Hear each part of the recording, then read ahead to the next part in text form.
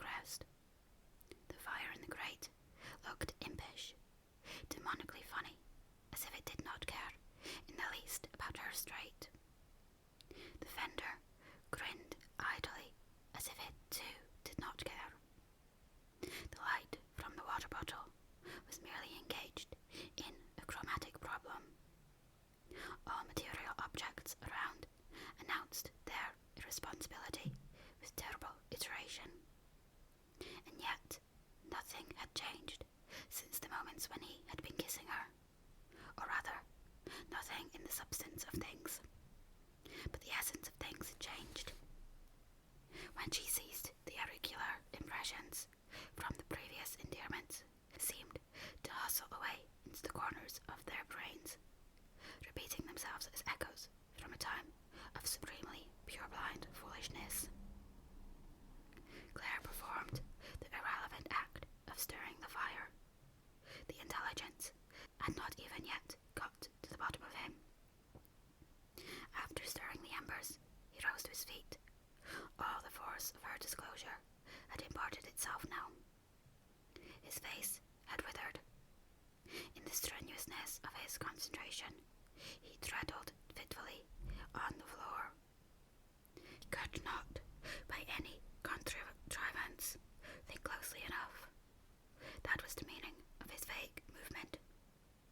When he spoke, it was in the most inadequate, commonplace voice of the many varied tones she had heard from him. Tess, am I to believe this? From your manner, I am to take it as true.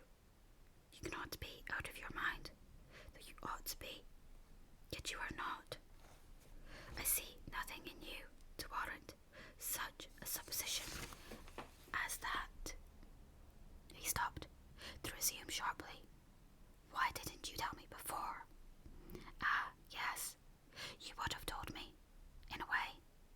But I hindered you, I remember. These and other of his words were nothing but the perfunctory babble of the service while the depths remained paralyzed.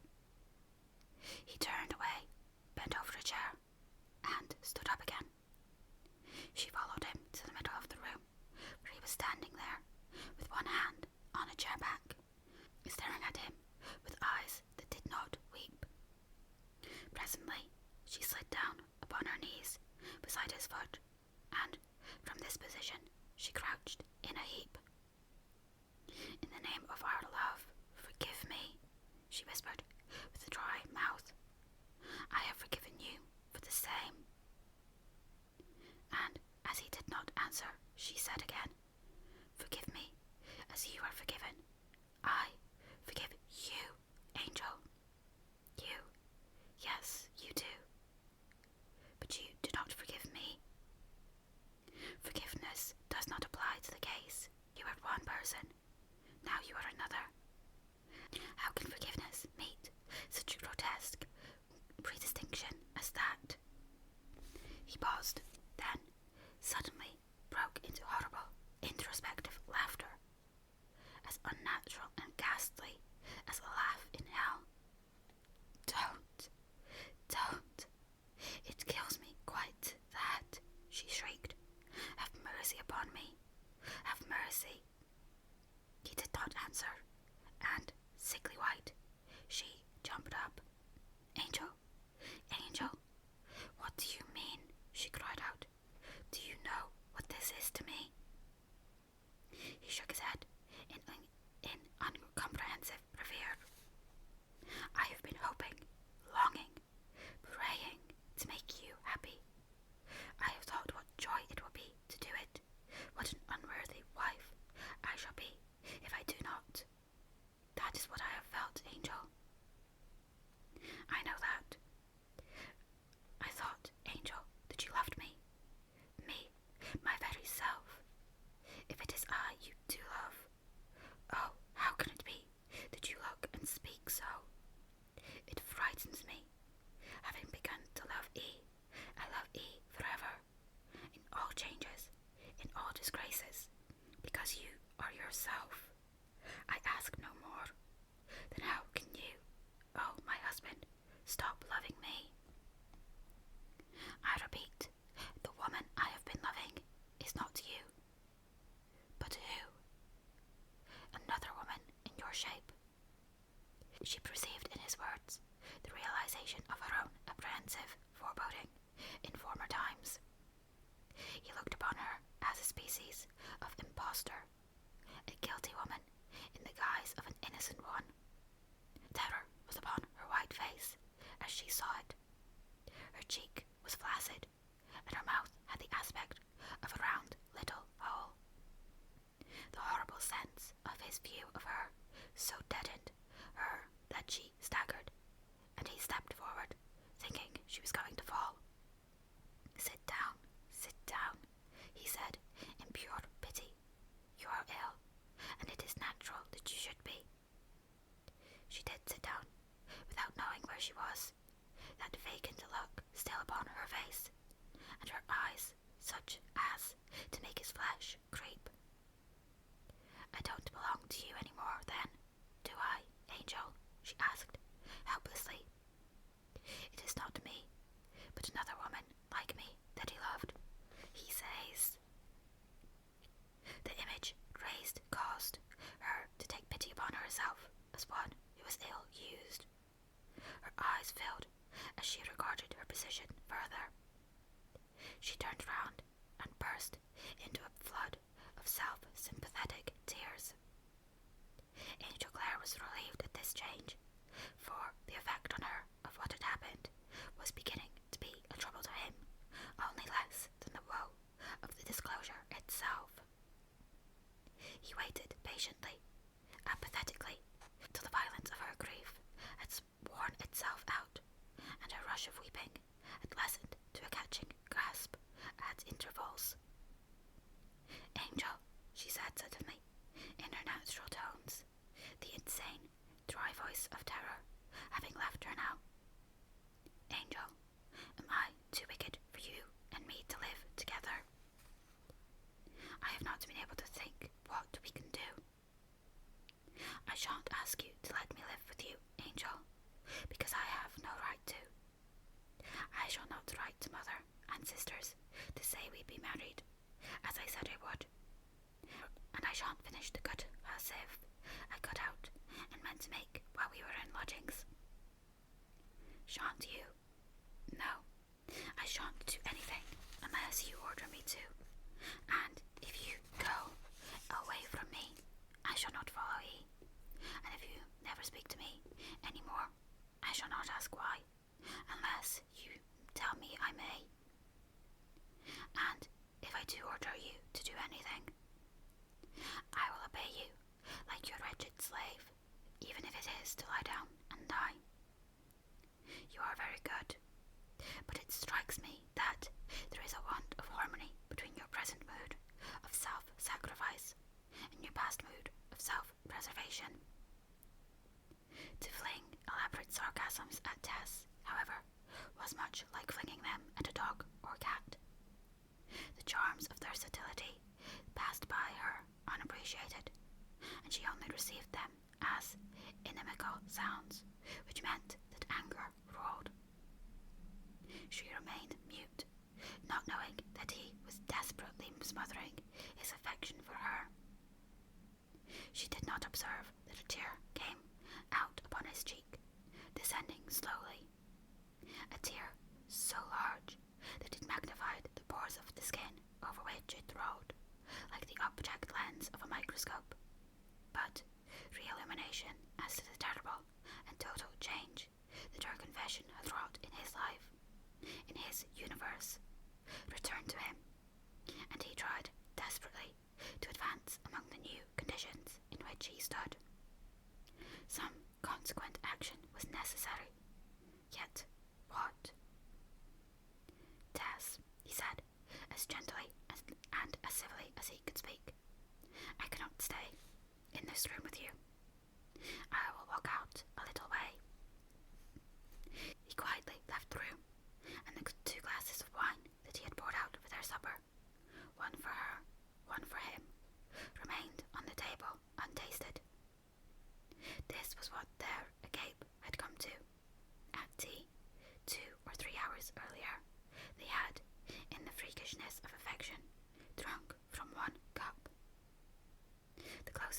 behind him, gently, as it had been pulled, too, roused Tess from her stupor.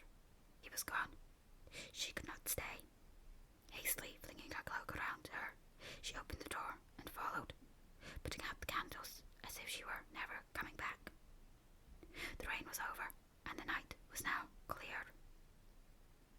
She was soon close at his heels, for Claire walked slowly and without purpose.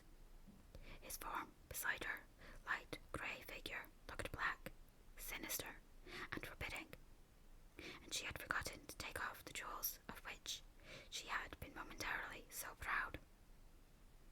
Claire turned at hearing her footsteps, but his recognition of her presence seemed to make no difference in him, and he went on over the 5 yawning arches of the great bridge in front of the house. The cow and horse tracks in the road were full of water, the rain having been enough to charge them, but not enough to wash them away.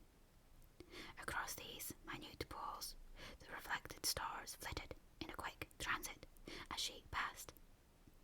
She would not have known they were shining overhead if she had not seen them there. The vastest things of the universe imagined in objects so mean. The place to which they had travelled today was in the same valley as Talbothy's, but some miles lower down the river, and the surroundings being open, she kept easily in sight of him.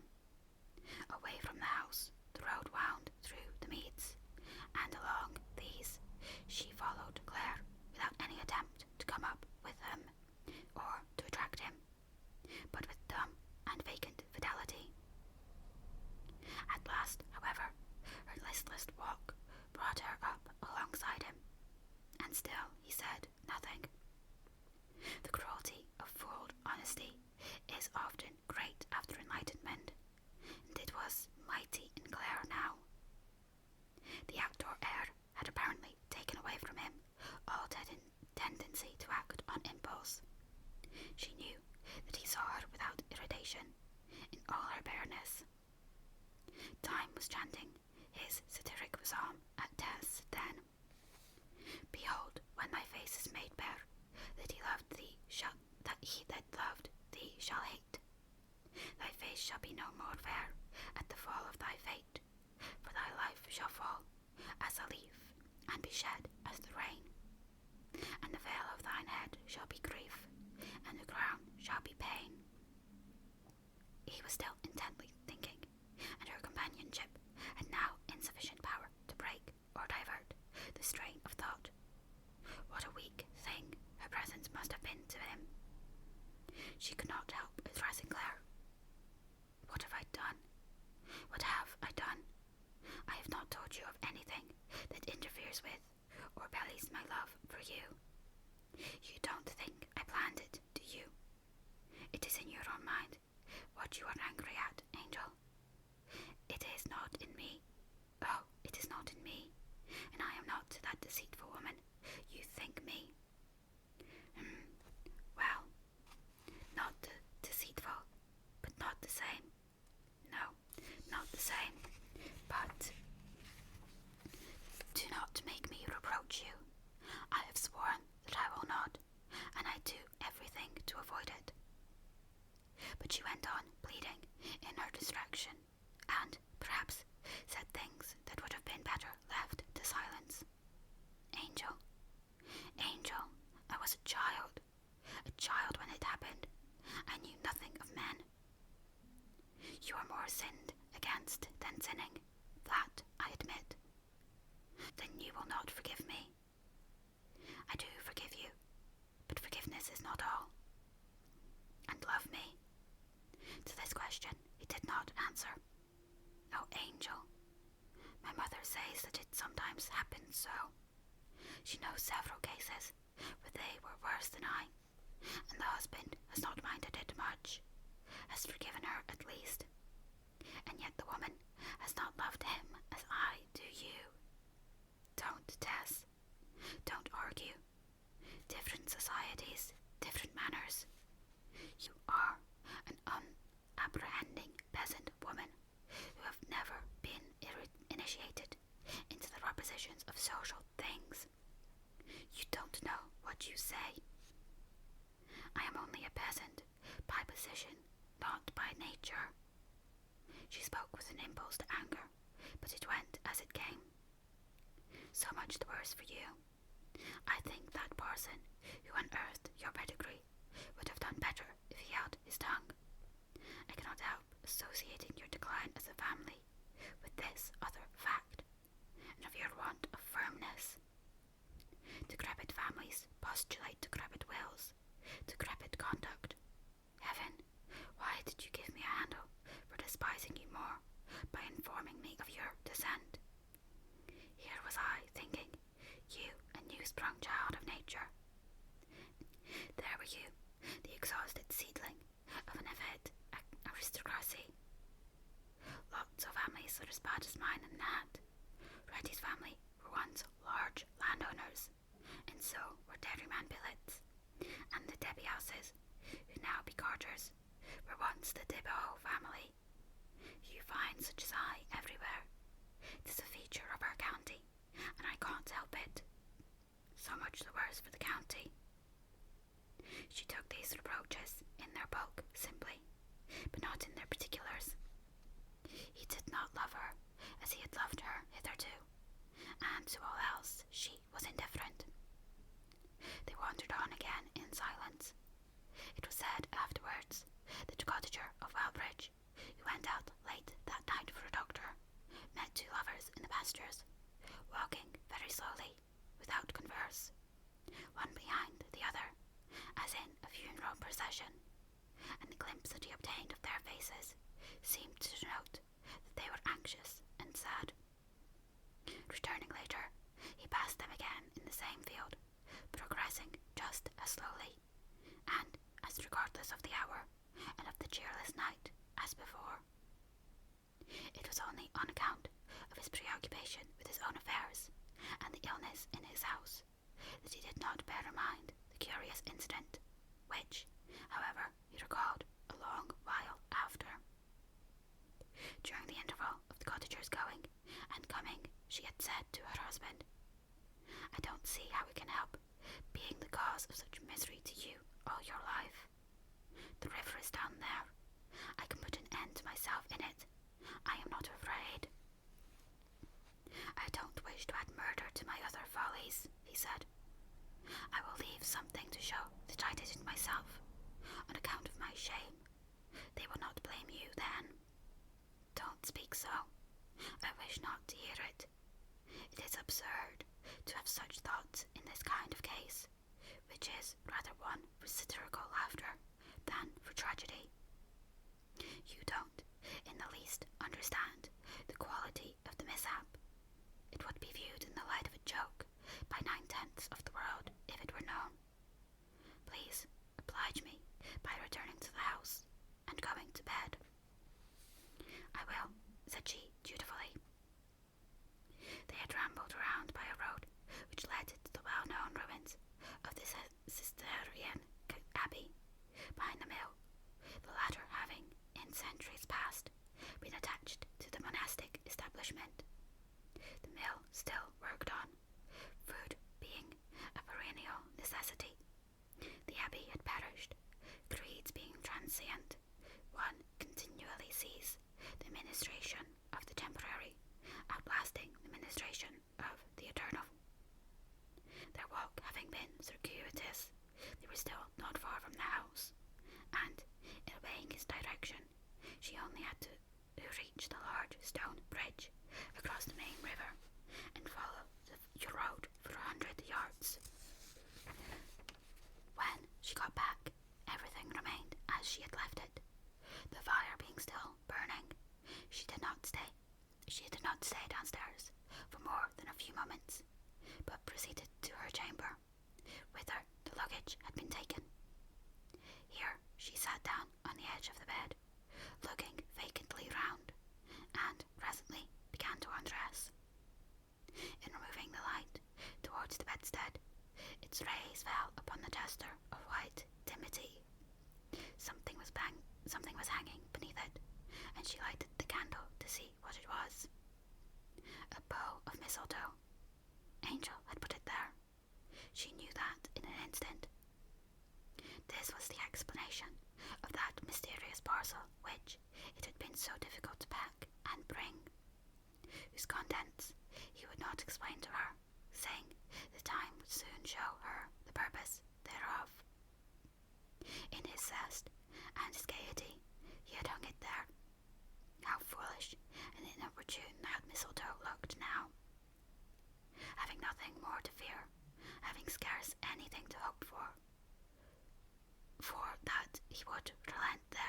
seemed no promise whatever. She lay down truly. When sorrow ceases to be speculative, sleep sees her opportunity. Among so many happier moods which forbid repose, this was a mood which welcomed it, and in a few minutes the lonely Tess forgot existence, surrounded by the aromatic stillness of the chamber that had once, possibly, been the pride chamber of her own ancestry. Later on that night, Claire also retraced his steps to the house. Entering softly to the sitting room, he obtained a light, and, with the manner of one who had considered his course, he spread his rugs upon the old horsehair sofa which stood there, and roughly shaped it to a sleeping couch. Before lying down, he crept shoeless upstairs, and listened at the door of her apartment. Her measured breathing told him that she was sleeping profoundly. "Thank God," murmured Claire, and yet he was conscious of a pang of bitterness at the thought, approximately true, though not wholly so, that having shifted the burden of her life to his shoulders, she was now reposing without care. He turned away to descend, then, irresolute, faced round to her door again. In the act he caught sight of one of the d'Urberville dames, whose portrait was immediately over the entrance to Tess's bedchamber. In the candlelight, the painting was more than unpleasant. Sinister design lurked in the woman's features, a concentrated purpose of revenge on the other sex, so it seemed to him then. The Caroline bodice of the portrait was low, but precisely as Tess's had been when he tucked it in to show the necklace. And again he experienced the distressing sensation of a resemblance between them. The check was sufficient. He resumed his retreat and descended. His air remained calm and cold, his small, compressed mouth indexing his powers of self-control, his face wearing still that terribly sterile expression which had spread thereon since her disclosure. It was the face of a man who was no longer passion's slave, yet who found no advantage in his enfranchisement. He was simply regarding the harrowing contingencies of human experience. The unexpectedness of things. Nothing so pure, so sweet, so virginal as Tess had seemed possible, all the long while that he had adored her, up to an hour ago. But the little less, and what worlds away. He argued erroneously when he said to himself that her heart was not indexed in the honest freshness of her face. But Tess had no advocate to set him right. Could it be possible, he continued, that eyes which, as they gazed, never expressed any divergence from what the tongue was telling, were yet ever seeing another world behind her ostensible one, discordant and contrasting? He reclined on his couch in the sitting room and extinguished the light. The night came in and took up its place there, unconcerned and indifferent. The night which had already swallowed up his happiness, and was now digesting it listlessly, and was ready to swallow up the happiness of 1,000 other people with as little disturbance or change of mind. Chapter 36. Claire arose in the light of a dawn that was shy and furtive, as though associated with crime. The fireplace confronted him with its extinct embers, the spread superb table whereon stood the 2 full glasses of untasted wine, now flat and filmy, her vacated seat, and his own.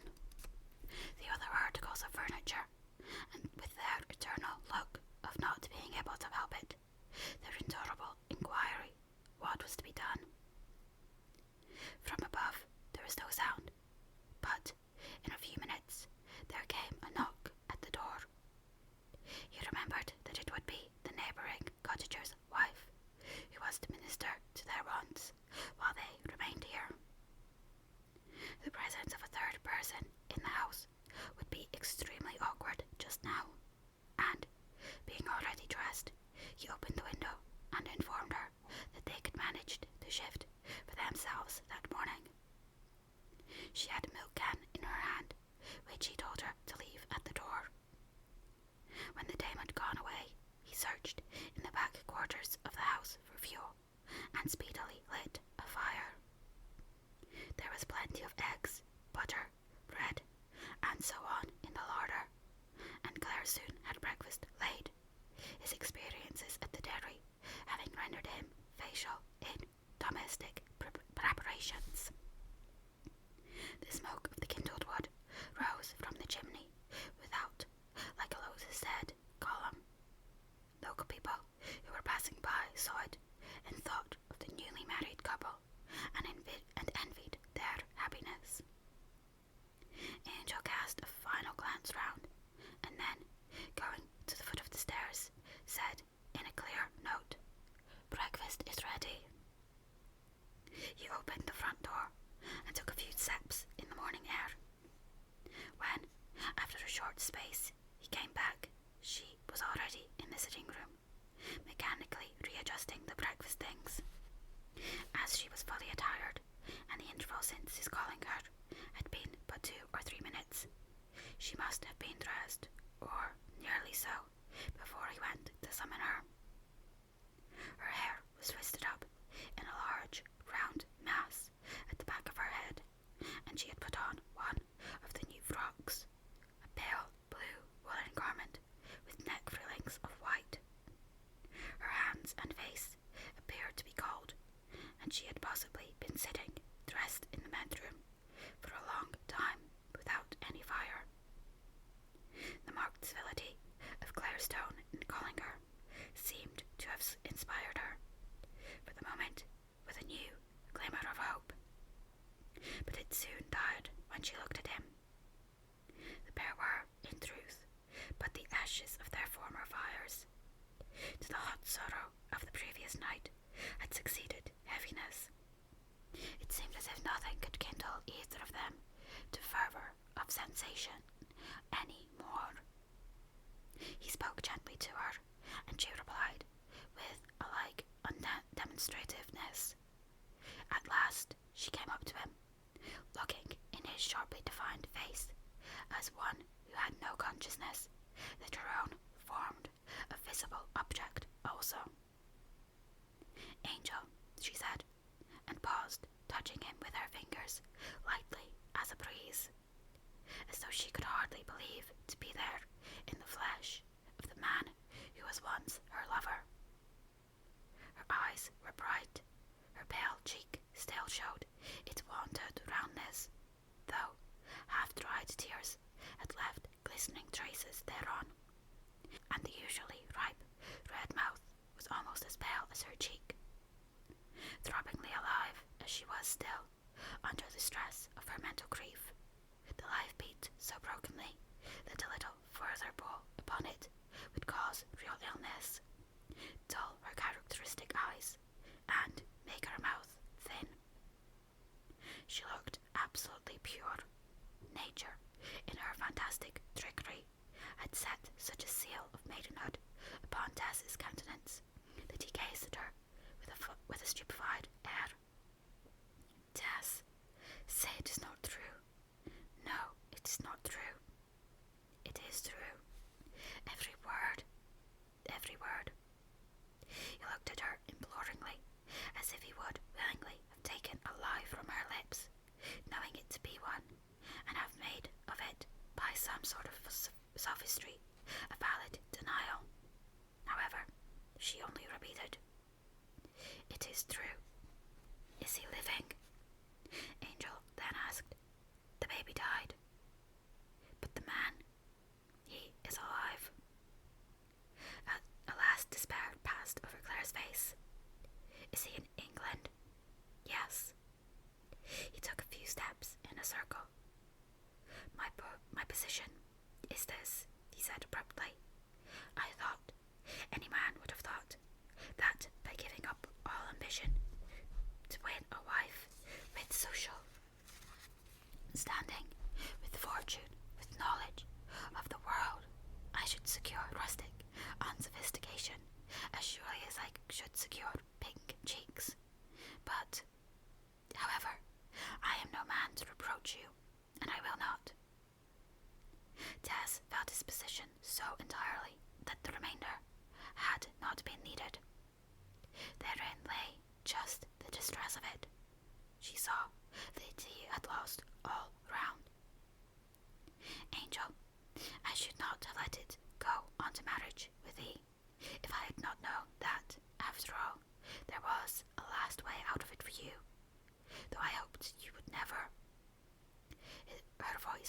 husky. "A last way? I mean, to get rid of me. You can get rid of me." "How?" "By divorcing me." "Good heavens, how can you be so simple? How can I divorce you?" "Can't you? Now I have told you this. I thought my confession would give you grounds for that."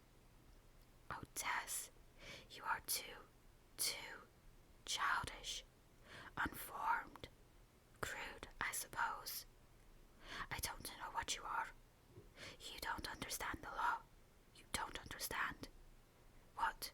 You cannot?" "Indeed, I cannot." A quick shame mixed with the misery upon his listener's face. I thought, she whispered. "Oh, now I see how wicked I seem to you. Believe me, on my soul, Mr. Clare, I never thought but that you could. I hoped you would not, yet I believed, without a doubt, that you could cast me off if you were determined, and didn't love me at all." "You were mistaken," he said coldly. "Oh, then I ought to have done it last night, but I hadn't the courage. That's just like me." "The courage to do what?" As she did not answer, he took her by the hand. "What were you thinking of doing?" he inquired. "Of putting an end to myself." "When?" She writhed under this inquisitorial manner of his. "Last night," she answered. "Where?" "Under your mistletoe." "My God, how?" he asked sternly. "I'll tell you if you won't be angry with me," she said, shrinking. "It was with the cord of my box, but I could not do the last thing. I was afraid that it might cause a scandal to your name." The unexpected quality of this confession, wrung from her, and not volunteered, shook him indescribably. But he still held her, and letting his glance fall from her face downwards, he said, "Now listen to this. If you do not want to sink still lower in my esteem, you will promise me to attempt that no more." "I am ready to promise. I saw how wicked it was." "Wicked? I am shocked at the idea beyond description." "But Angel," she pleaded, enlarging her eyes in calm unconcern upon him, "it was thought of entirely on your account, to set you free, without the scandal of the divorce that I thought that you would have to get. I should never have dreamt of doing it on mine. However, to do it with my own hand is too good for me, after all. It is you, my ruined husband, who ought to strike the blow. I think I should love you more, if that were possible, if you could bring yourself to do it. Since there's no other way of escape for me, I feel I am so utterly worthless, so very greatly in the way." "Shh. Well, since you say no, I won't. I have no wish opposed to yours." He knew this to be true. Since the desperation of the night, her activities had dropped to zero, and there was no further rashness to be feared. Tess tried to busy herself again with the breakfast table, with more or less success, and they sat down on the same side, so that their glances did not meet. There was at first something awkward in hearing each other eat and drink, but this could not be escaped. Moreover, the amount of eating done was small on both sides. Breakfast over, he rose, and, telling her the hour at which he might be expected to dinner, went off to the miller's in a mechanical pursuance of the plan of studying that business, which had been his only practical reason for coming here. When he was gone, Tess stood at the window, and presently saw his form crossing the great stone bridge which conducted to the mill premises. He sank behind it, crossed the railway beyond, and disappeared. Then, without a sigh, she turned her attention to the room, and began clearing the table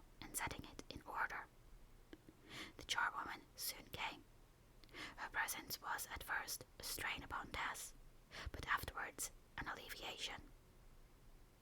At 12:30, she left her assistant alone in the kitchen and, returning to the front room, waited for the reappearance of Angel's form behind the bridge. About 1, he showed himself. Her face flushed, although he was a quarter of a mile off. She ran to the kitchen to get the dinner served by the time she'd enter. He went first to the room where they had washed their hands together the day before, and as he entered the sitting room, the dish covers rose from the dishes, as if by his own motion. "How punctual," he said. "Yes, I saw you coming over the bridge," said she. The meal was passed in commonplace talk of what he had been doing during the morning at the Abbey Mill, of the methods of bolting and the old-fashioned machinery, which he feared would not enlighten him greatly on modern improved methods, some of it seeming to have been in use ever since the days it ground for the monks in the adjoining conventional buildings, now a heap of ruins. He left the house again in the course of an hour, coming home at dusk and occupying himself through the evening with his papers. She feared she was in the way, and, when the old woman was gone, retired to the kitchen, where she made herself busy as well as she could for more than an hour. Claire's shape appeared at the door. "You must not work like this," he said. "You are not my servant. You are my wife." She did not raise her eyes, but she brightened. "I may think myself that, indeed," she murmured in piteous raillery. "You mean a name? Well, I don't want to be anything more." "You may think so, Tess. You are. What do you mean?" "I don't know," she said hastily, with tears at her glance. Because I am not respectable, I mean. I told you I thought I was not respectable enough long ago, and I didn't want to marry you on that account. Only you urged me." She broke into sobs and turned her back to him. It would almost have won it round any man but Angel Clare. Within the remote depths of his constitution, so gentle and affectionate as he was in general, there lay hidden a hard, logical deposit, like a vein of metal in a soft loam, which turned the edge of everything that attempted to traverse it. It had blocked his way with the church. It blocked his way with Tess. Moreover, his affection itself was less fire than radiance, and, with regard to the other sex, when he ceased to believe, he ceased to follow. Contrasting in this with many impressionable natures, who remain sensuously infatuated with what they intellectually despise. He waited till her sobbing ceased. "I wish half the women in England were as respectable as you," he said, in an ebullition of bitterness against womankind in general. "It isn't a question of respectability, but one of principle." He spoke such things as these, and more of a kindred sort to her, being still swayed by the antipathetic wave which warps direct souls with such persistence, when once her vision finds itself mocked by appearances. There was, it is true, underneath, a back current of sympathy through which a woman of the world might have conquered him. But Tess did not think of this. She took everything as her deserts and hardly opened her mouth. The firmness of her devotion to him was indeed almost pitiful. Quick-tempered as she naturally was, nothing that she could say made her unseemly. She sought not her own, was not provoked, though thought no evil of his treatment of her. She might just have been a positivistic charity herself returned to a self-seeking modern world. This evening, night, and morning were passed precisely as the preceding one had been passed. One on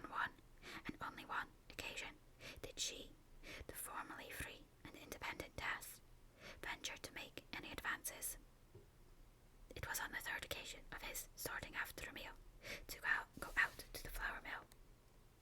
As he was leaving the table, he said, "Goodbye," and she replied in the same words, at the same time inclining her mouth in the way of his.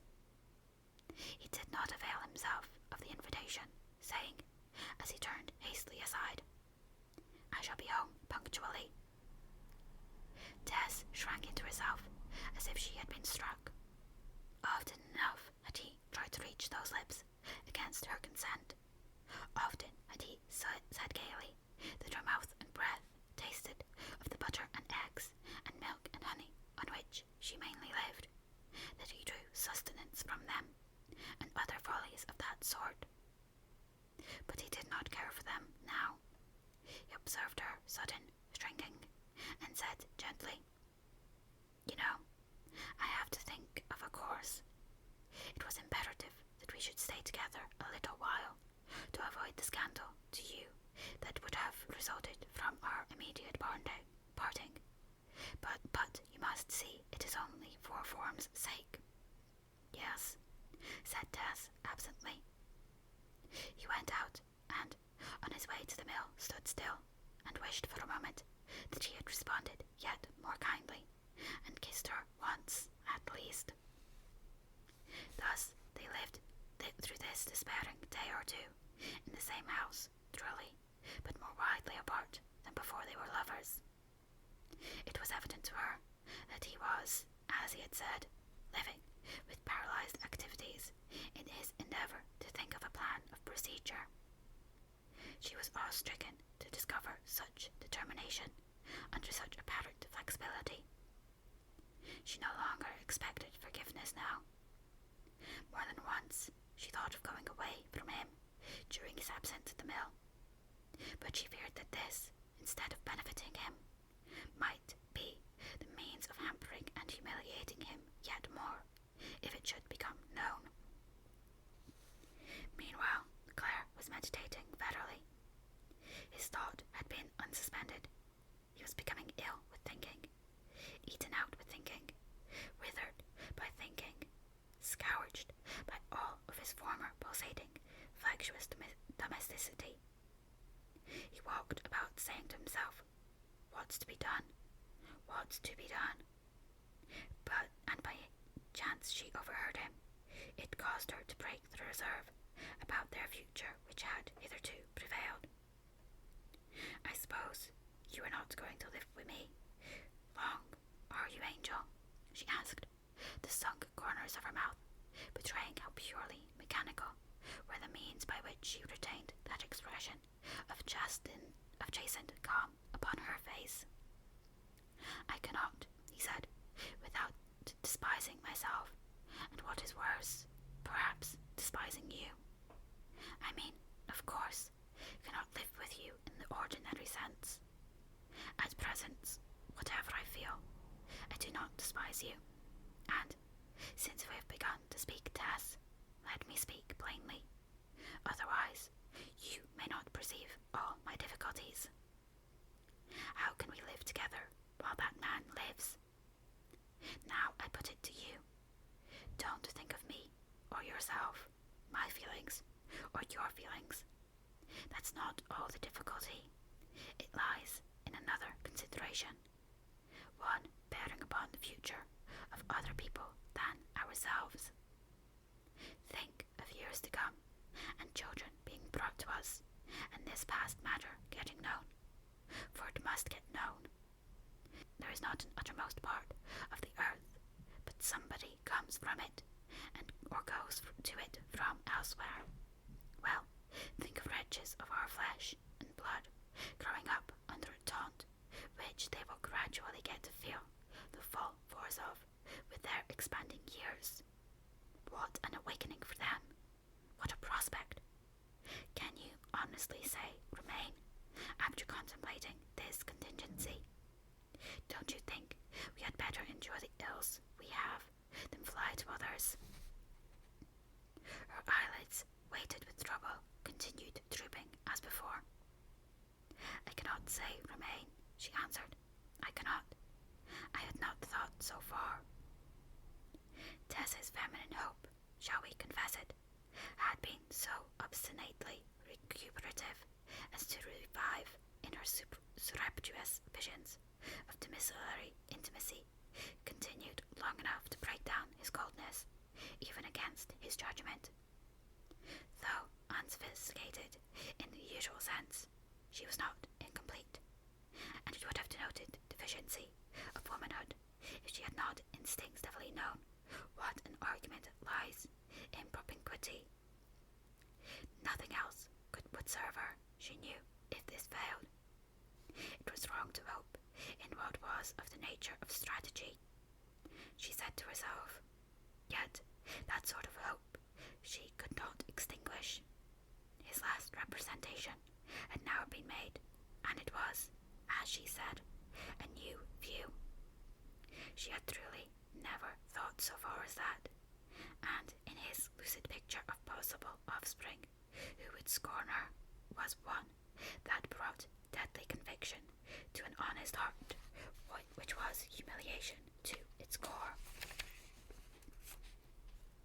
Sheer experience had already taught her that, in some circumstances, there was one thing better than to lead a good life, and that was to be saved from leading any life whatever.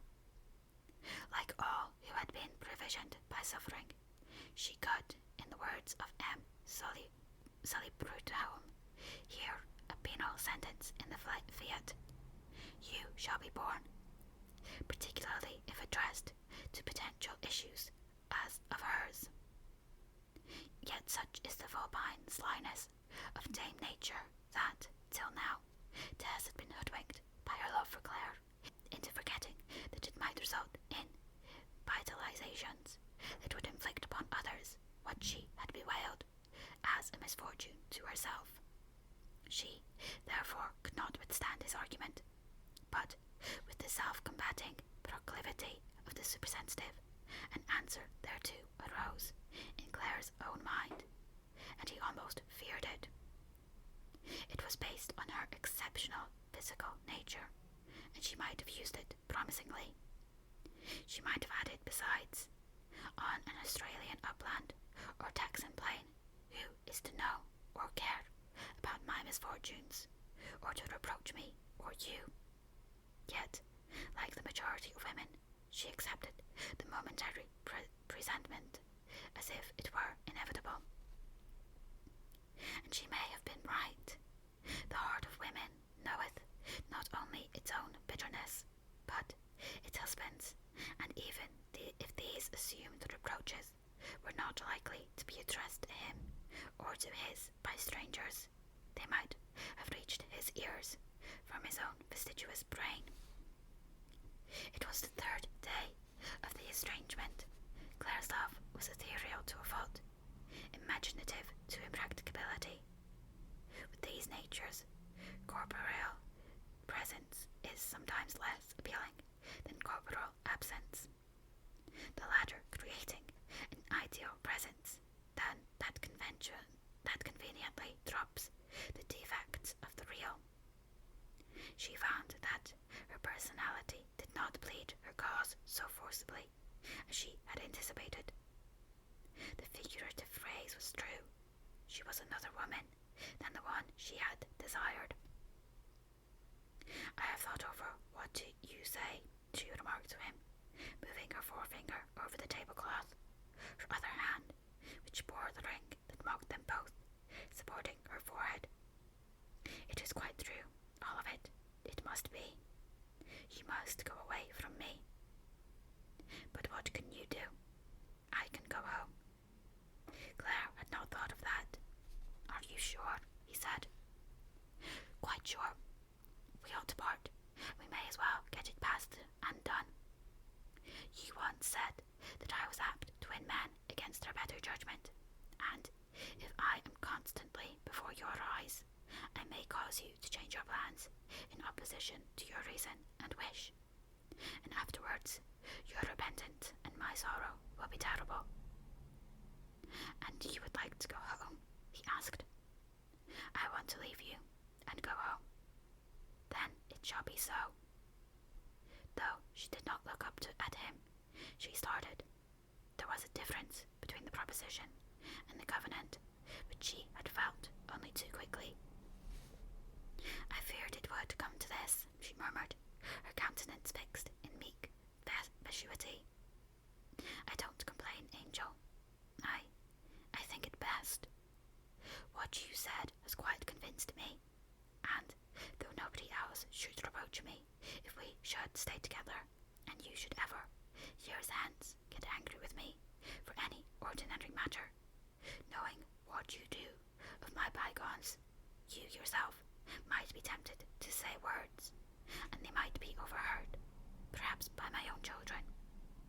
Oh, what only hurts me now would torture and kill me then. I will go. Tomorrow. And I shall not stay here, though I didn't like to initiate it. I have seen that it was advisable we should part, at least for a while, till I can better see the shape that things have taken, and can write to you. Tess stole a glance at her husband. He was pale, even tremulous, but, as before, she was appalled by the determination revealed in the depths of this gentle being she had married. The will to subdue the grosser to the subtler emotion, the substance to the conception, the flesh to the spirit. Propensities, tendencies, habits were as dead leaves upon the tyrannous wind of his imaginative ascendancy. You may have observed her look, for, he explained, I think of people more kindly when I am away from them, adding cynically, God knows, perhaps we shall shake down together some day, for weariness, thousands have done it. That day they began to pack up, and she went upstairs and began to pack also.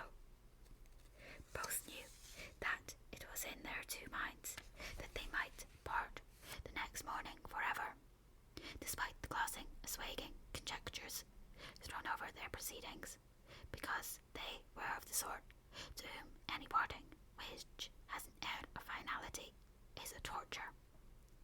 He knew, and she knew, that, though the fascination which each had exercised over the other, on her part independently of accomplishments, would probably, in the first days of their separation, be even more potent than ever. Time must attenuate that effect. The practical arguments against accepting her as a housemaid might pronounce themselves more strongly in the cold, boreal light of a remoter time. Moreover, when two people are once parted, have abandoned a common domicile and a common environment, new growths insensibly bud upward to fill each vacated place.